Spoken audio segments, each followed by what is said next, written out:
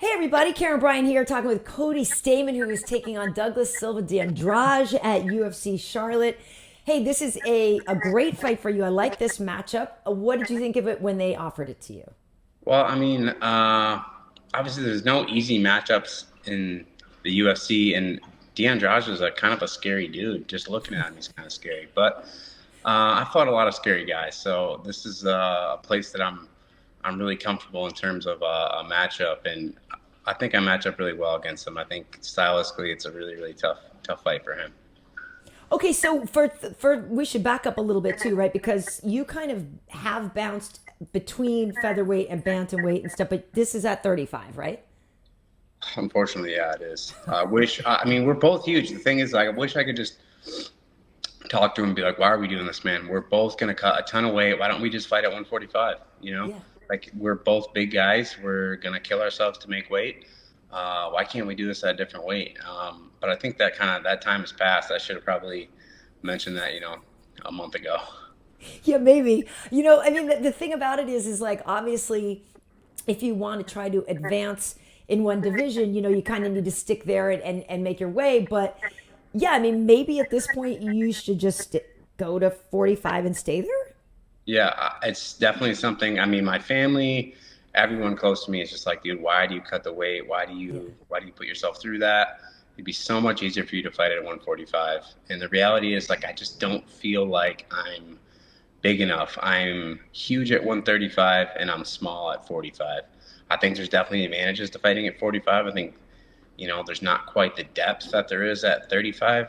When you really look at, the top 30 guys at 35, they're all insanely talented, Yeah. the deepest division in MMA. But in 45, it's not quite as bad. But man, I see some of those guys outside of camp, and they're doing the same thing that I'm doing. They're dieting for 10 weeks to make a weight. So it's hard for me to justify not sacrificing, the extra time dieting to make it easier on myself. You know what I mean? It's some if the guys at 45 are doing it, there's no reason why I can't do it to make 35. I hear you, and it's true because for those who don't know, sorry, how big Max Holloway actually is. Yeah, huge, huge. Yeah, yeah. Yeah, I mean, it's like they're not even they're 185 pounds, outside of camp. They're like, you wouldn't look at him and be like, this is a 145-pound fighter. You look at him and right. you're like, that's a big grown man. You know what I mean? Like, this guy could probably play professional football. Yeah. Yeah. Well, with Volkanovski, we know. I mean, he was a rugby player. A much bigger guy. So, At um, 245. yeah, it's wild. So I hear you on that. But that said, if you're going to make this sacrifice, 35 is a very competitive division. You've fought already some of the best people. You've got a draw with Song Yadong, who just had a really great performance the other day. What would you like to accomplish if you get past DeAndrade here and you stay at bantamweight? What do you want to accomplish here? I think, when I got in the UFC, it was like I was so headstrong on just getting to the top as fast as I could. I just felt like I was late. You know what I mean? I didn't really appreciate fighting for the marathon that it is. I was sprinting. I felt like it was years and years and years. It took me so long to get there, and then I got there, and I'm like, I want to just run up this mountain as fast as I can. And the reality is that running up the mountain, I was in the top 10 in 6 months after signing with UFC, and then I fought Aljamain Sterling and I slipped and I started falling back down that mountain. And I hung out, in the 10 to 15 range for years, for 3 years, fighting, guys like Song Yadong, like Merab, and the best guys in the world. And I didn't have the UFC experience that they did. These guys had more fights than me. They had builder fights, and I didn't have that. I was in such a place, just an ego-driven place, where I was just, I don't care who it is, I can beat them. And the reality is, like, you need the in UFC experience, and I got that the hard way. I learned my lesson the hard way about not trying to climb too fast. And I've seen other people take a lot smarter runs than I did, and I've learned from them. And now this time, I feel like I'm coming from experience. I've already made the mistakes. I've fought the best guys in the world. I know the pitfalls in camp, out of camp. I know how to deal with the pressure of fighting. I've dealt with, all kinds of crazy stuff, on this UFC journey. And now I'm at a place where physically and mentally, I feel like there's not a lot of things that you can throw at me that I haven't seen, in this game. So I'm coming from a place of experience, and, I have a different mindset, towards this game. I'm so much more internalized. I don't really let anything on the outside, come in and affect, the way I feel about myself. And that's a hard thing. It takes years. It took me years to kind of figure that out. And I gotta say, I'm present, and I relish every moment. I'm grateful for the opportunity, and to where before I was just absolutely terrified every single time I had to get in there, because I wasn't sure. I didn't know what level I was, and now I do. And now it's a different mindset. Wow, thank you for being so candid about that, because you bring up a lot there, and I personally, when I see people get signed to the UFC, and we've heard it a few times, you guys and girls, I'm going to be the youngest champion, and I'm going to be this, and I do in my brain go, okay, I mean, it's great, yeah, it's great to have goals, but don't get ahead of yourself too much. And I feel like, there is that sense of urgency that people have when they get into the UFC, and I understand, like, there's a lot you can do, right? But there is something to be said for taking your time and relishing that. So has there been one lesson that was the most crucial for you to learn, on the job there? One of those things, one of your takeaways that you're like, man, I could have only learned this in the octagon, and now I'm glad I did? Yeah, I think it was a combination of things that kind of forced me to have like a mindset change. And I'm not trying to go to a dark, weird place, but I lost my brother before a fight, and then I kind of like went flat as a human being. I just was non-existent. And through that time, I dealt with all kinds of adversity in my personal life, and it showed in my in-cage performances. I went after that happened. Obviously I won that fight, but then I went on a 3-fight losing streak, and that was like really a time when I had to kind of reinvent who I was, like mentally, physically, because I've always had the physical gifts to compete, and I've always been a super competitive person. That's not it. It's really between the years. What makes good and great athletes is really between the years. And I took the time. I hired an exercise psychologist. I studied, what do other great athletes in their respective sports, like, what is their mindset going into a competition? Like, how do they approach it? And I studied guys like Michael Jordan and Tom Brady and these other guys, and I listened to their interviews, and I studied, the greats, and I realized that the one thing that they all kind of had in common was like mindfulness. They're very present in the moment.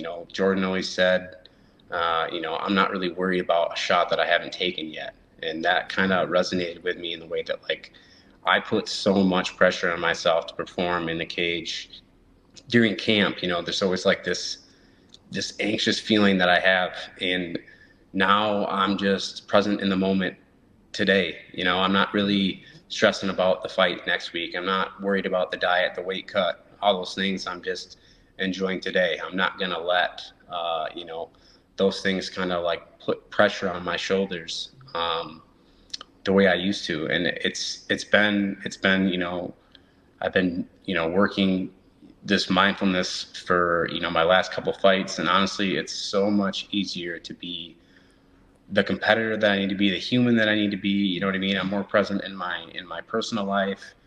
I think I'm just better overall. And I think, if it wasn't for, the pitfalls in my career and all those things, I'm not sure that I would have ever gotten to the place that I am. So now it's like, all these bad things happen, but I'm honestly super thankful for them, because, I'm a better man because of it. I love to hear that, and that's great that you were able to make positive changes. It's interesting, like with the pandemic, even everybody got forced alone, and all these issues came to light. But I feel like a lot of people got more serious and realistic and honest about mental health because of that. And I think that, so we're on a positive movement toward people being better to themselves and towards each other. But I remember when when you were fighting after your brother passed away, and yeah, obviously we can't go back and change things now, but in hindsight, I wonder, did you keep fighting to try to work through the pain? Like my father passed away out of the blue, like right before I started one of like the biggest jobs in my life. And I remember I had to compartmentalize it. So every day I would go to work on this job that I loved and I was so excited to have. And every day was also the worst thing in the world had ever happened to me. And I had to just put that in a little box every day when I went to work. And some days I could do it better than other days. I'm wondering for you, what was that time like? I mean, was it a good thing to have fighting to turn to, or at the same time, do you think back now going, maybe I should have put the fighting aside and just focused on the grief for a while? No, I absolutely, like you said, I absolutely should have focused on the grief. And instead, I was, trying to be tough and, quote unquote, be a man and just kind of, like you said, compartmentalize everything. You know what I mean? Like, this is my job. I have to do my job. And it worked for one fight, right? But, grief is a weird thing in that you don't know when and how it's going to affect you, like, long term. And I just didn't deal with anything. You know what I mean? I just kind of shut everything off. And you can't do that, because you need the emotion and the presence and the mindfulness to, like, deal with your emotions and deal with things. You can't just turn them off and put this tough guy facade on and pretend that, everything's okay when it's really, really not. And I did that for a long time before I, like, came to terms with, like, the fact that, like, hey, what I'm doing right now, like, I'm a shell of a man that I'm capable of being. And, like, I need to deal with this mental stuff, and I need to deal with these emotions, and I need to, figure out a way that I can, turn this thing that happened into me into something positive. And it took a long time. I'm not saying that, like, I just, like, there was this light bulb moment where I was just like, oh, let's just figure this out. And I just figured it out. It wasn't that. It was, it was years. But, now it's different, like it really is like something I'm thankful for, and not something that I really, like, I dread. Obviously, losing somebody's never a good thing, right? It's always hard. But the reality is like, it's going to happen to all of us. And, like, you really do have to, like, take the time and deal with it. And it's always at the worst time. Like you said, like, you just got this brand new job. Oh yeah. Yeah. Like, you're so excited about your career, and, like, that's when those things happen. And it's easy to compartmentalize stuff. It's hard to, like, really actually sit down and deal with it. It really is, and I didn't for a long time, and it's true. Like, it sneaks up on you, and you don't expect it, and sometimes the next thing you know, you're, like, knocked on your ass out of something that you thought you were done with. But on the upside of this, though, like, at the end of the day, like, you have a pretty awesome job, right? Like, so you get to go out, and now what's so cool about it is that the fans are back, because look at, I've been going back and forth to the Apex a ton. I know you fought there, like, and all of us are like, cool, we love it and it's easy, but, like, there's nothing like being back in front of the fans and all that. So I have to imagine that you got to be looking forward to this one, and that does put a little bit of an extra fire under your butt, right? When you guys can have a big crowd back. Yeah, it's a different energy, even in Brazil. You know what I mean? Like, yeah. Well, obviously it was super hostile territory, but, like, there's a different energy when you're fighting in front of fans, and when you travel to go to a fight, that feels like a real fight to me. Like, when I live in Las Vegas, so, like, when I was fighting at the Apex, I was at my house, I was here, and then I was driving down the road to go fight, and it's just this really weird situation where it just didn't, you know what I mean? It doesn't feel the same. Right. So, I mean, fighting in front of a crowd is a different experience, and to finally do it in the U.S. is something I've been dreaming about for a long time. It's like you get into the UFC and you, like, visualize and you dream about these moments where you're, like, walking out and there's 10,000, 20,000 people, like, chanting your name or singing your song or whatever. Like, those are the moments that you kind of, like, you're really looking forward to. And during COVID, obviously, we didn't get any of that, and it was just this whole experience. But yeah, now that things are getting back to semi-normal, like, I'm excited to go to Charlotte and put a show on for the people of the USA. Nice, nice. And before I let you get out of here, then, is there something in camp that you've been working on specifically, or something, a new wrinkle you're trying to add? Not that you necessarily want to give away strategy, but, as you're evolving here in the UFC, are there new things that you're hoping to show in this fight? Yeah, I mean, there's no strategy. I mean, Douglas T and Josh can watch this video, and I'll tell them exactly how it's going to happen. Yeah. I am going to punch and kick him, and then I'm going to take him down, and then I'm going to rinse and repeat until it's over.